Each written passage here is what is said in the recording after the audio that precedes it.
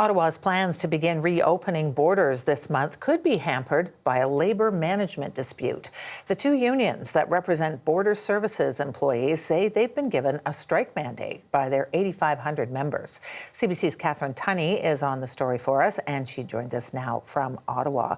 So now, Catherine, the unions are citing difficult working conditions. What are they saying about that exactly?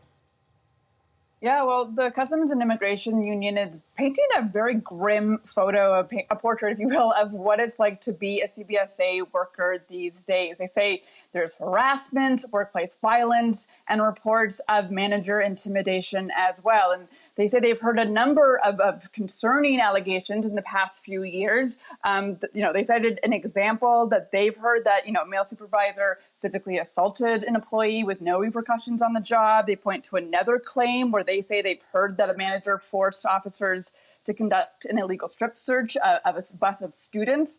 And they said that those allegations point to a need for better protections in the workplace for their workers, which is one of their demands at the negotiating table. They're also seeking a salary bump as well. They'd like their pay to be more in line with other law enforcement agencies across Canada.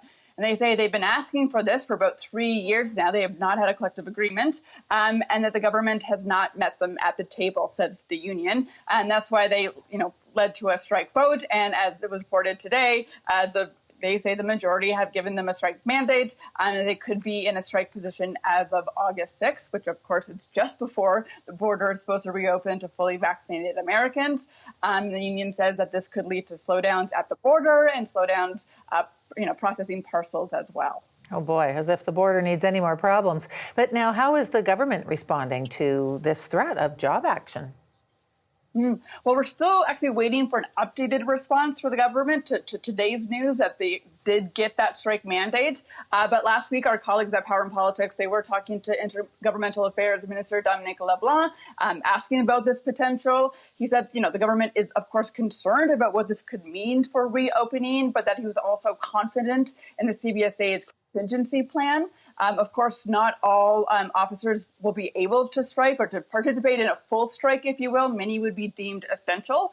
But, that still could lead to slowdowns. Of course, both sides, I think it's safe to say, don't even want to get to a contingency plan. They would like this to be negotiated. So, of course, we'll have to wait to see what happens before August 6th. All right. Thank you so much, Catherine. That's the CBC's Catherine Tunney in Ottawa.